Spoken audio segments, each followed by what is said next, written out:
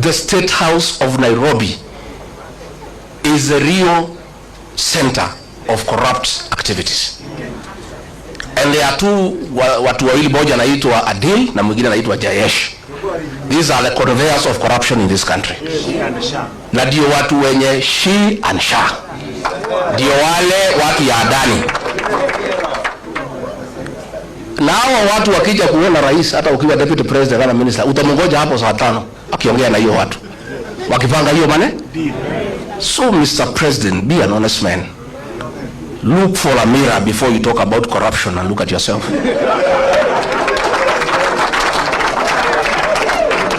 If you think the people of Kenya are very intelligent, Rigathi Gachagua has not been associated with any scandal in this country. So wewe unaenda pale unasema he is incompetent.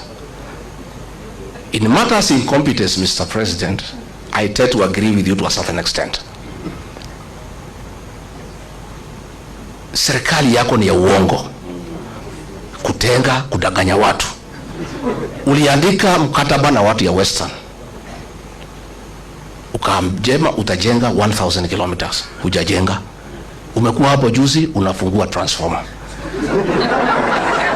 Wewe mimi ulitaka nikusaidie kudanganya wa Kenya. In matters kudanganya wa Kenya, Mr. President, I'm incompetent. Absolutely. I accept. Because hiyo alikuwa anataka tuende ku-launch barabara na anajua hakuna budget, tukitoka matinga inafanya nini? Sasa hiyo ndio kazi rais anataka nimsaidie. Ndio anasema huyu haelewi programu za serikali. Sasa kwenda kupeleka matinga ukijua hakuna kazi inafanya, hiyo ni programu ya serikali. He was telling me to go and defend Adani. Tulikuwa na Eugene Wamalwa, huyu mheshimiwa, na Onyonga kwa mazishi Kitale. Huyu Onyonga akaamuka, akalima serikali mambo ya Adani,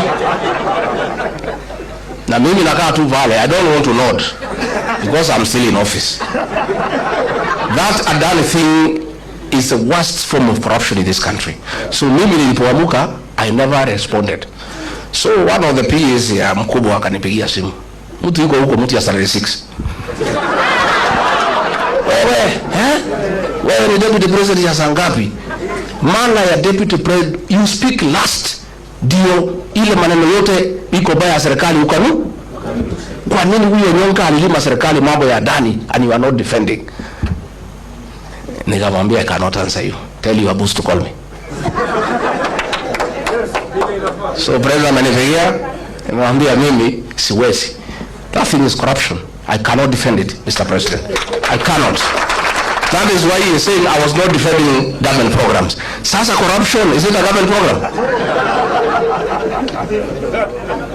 So wanasema ati I'm incompetent. Hii mtu hakuna kitu anaelewa. Sasa kama serikali ni wizi tupu, sasa what is there to defend? Walinipeleka Senate ati nimekataa watu watolewe Nairobi River. Walinishitaki nimekataa watu wafukuzwe Marigiti Market. Those are things I could not do. Ukiangalia hii maneno ya affordable housing, it is the worst fraud against the people of Kenya. And it's good today I tell the country. And those are things he was telling me to go to TV to defend. I told him I will not. Mimi pia ni kichwa ngumu. That housing, initially we believed in the president that ni ya kuleta ajira nini, maneno kizungu mingi, we looked okay until it came to my attention. It has nothing to do with housing. Ni biashara. Yes.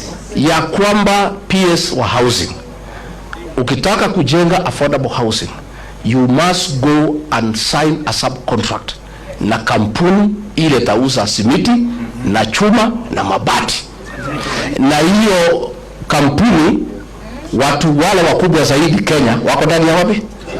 So this housing levy inatolewa kwa watu ya Kenya is to make sure these houses are going on, ndio hao wauze simiti, wauze chuma, wauze mabati.